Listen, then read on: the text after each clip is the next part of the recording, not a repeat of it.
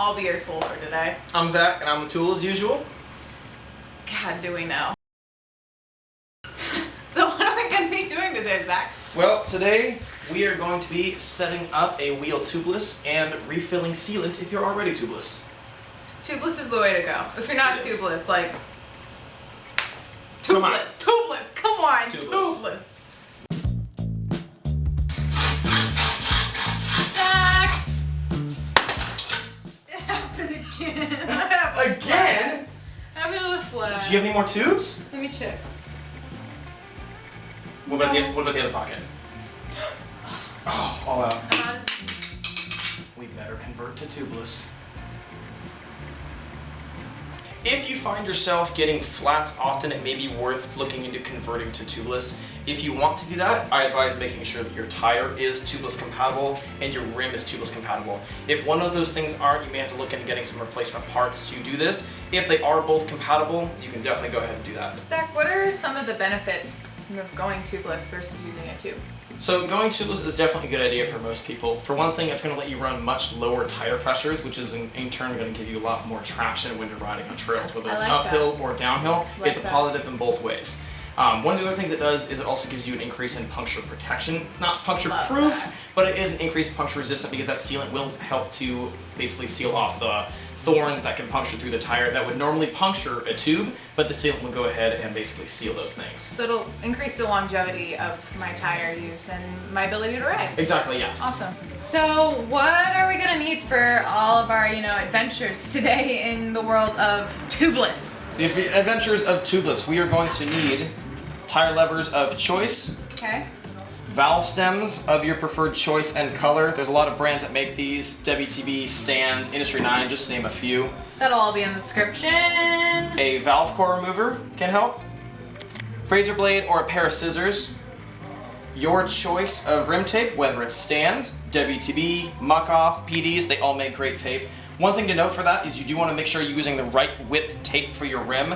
Generally, I would recommend using the same width that your rim is internally. So this is an internally 30 millimeter width, so we're going to be using a 30 millimeter tape, or you can also go a little bit wider, about a 31 or 32 will also work fine. Sealant of choice, in the shop we're always going to be using Stand sealant, and a bottle of rubbing alcohol for general cleaning. Zach, what am I going to do to start out here? To start with, we're just going to want to take off the tire from the rim and remove the punctured inner tube from inside. This can be the same steps as replacing a tire or replacing an inner tube. Just start with the exact same steps until we get a bare rim. If you want more detailed instructions on how to remove a tube or remove a tire from the wheel, you can go ahead and refer back to our first video we filmed a few weeks ago.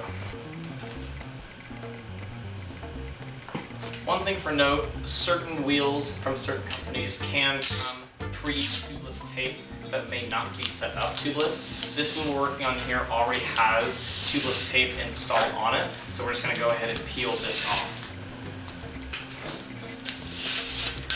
Our next step is going to be using the rag and the rubbing alcohol to clean off any leftover residue that's still on the rim channel from the old tubeless tape. If there's any leftover residue, it can make the new tape not adhere that well to the rim channel, so we want to make sure we clean that off so we can get it nice and sticky. And then after that? After that, we're going to go ahead and find our valve hole, start there so that we can start setting up our tubeless tape. So again, we're going to be starting about 3 spokes past the valve hole. Go ahead and just lay that in there. We're going to go ahead and pull back on our tape roll. We're going to start moving our fingers up through the rim channel, using the rag to apply pressure firmly across the whole area of the tape to make sure it sits down nice and flush. So that popping sound is just the tape coming off the roll really tight.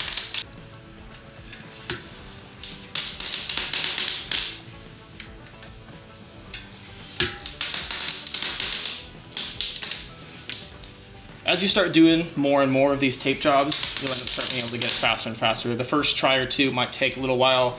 You might need to take the tape off and do another one if it's not laying flush enough for you. That's totally normal. It happens a lot, so it just takes a lot of practice to actually get a nice, quick, kind of smooth roll going all the way through.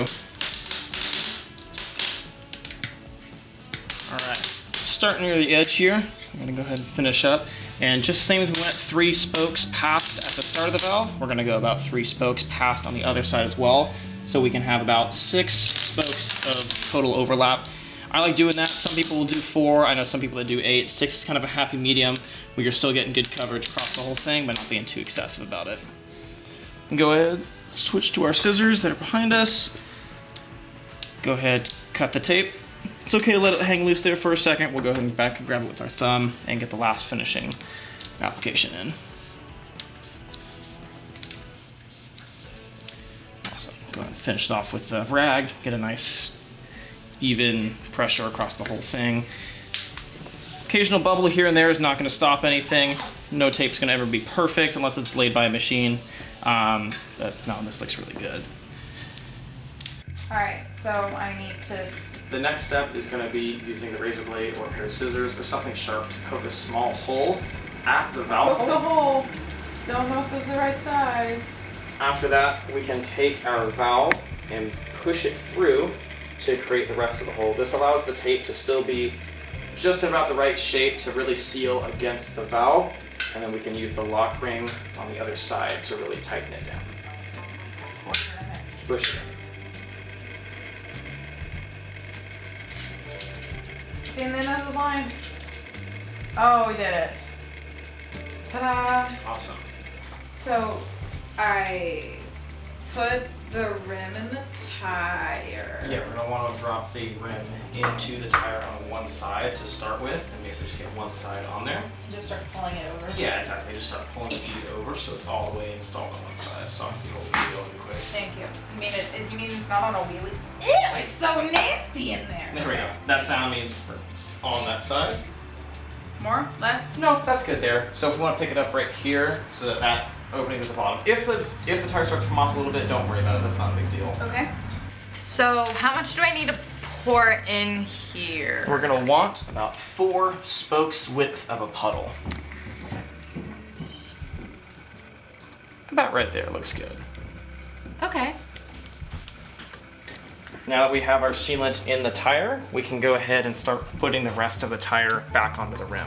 There's a way to do this without even taking off the tire if you're just refilling it, right? Correct. If you're just refilling the tire, you can actually just use a valve core remover and a injector syringe of some sort, or just basically a little funnel to throw in there. You can just unscrew the valve core just like this. How would you know how much to put in since you won't be able to look at your spokes? Since you won't be able to look at the spokes, you want to add generally about 4 ounces. That's going to change depending if you have a plus size bike or a road bike, but around 4 ounces is going to be the right For like answer. a basic mountain bike tire. Exactly. Yeah. Okay, cool. So I know that I'm the fool, but this little guy, this little girl, doing this doesn't seem. I don't see this. Inflating a tubeless system back up and beating a tire back up tubeless can definitely be more challenging because you do need a large increase in volume, air volume, to blow the tire back onto the rim itself. So a hand pump or a floor pump may not be enough.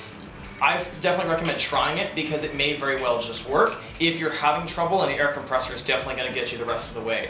If you don't have access to an air compressor at home, that's fine. 99% of the time your local bike shop will definitely have one. Bring a wheel over there, they just gotta shoot some air in it really quick and just blow the tire back up. It'll take 10 seconds. Noted.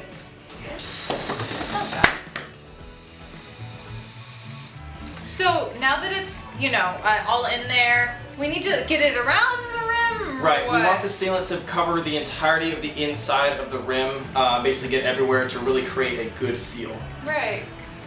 That makes sense. Thanks for joining us for another interesting week of Fools with Tools. Always is. It always, unfortunately, it always is.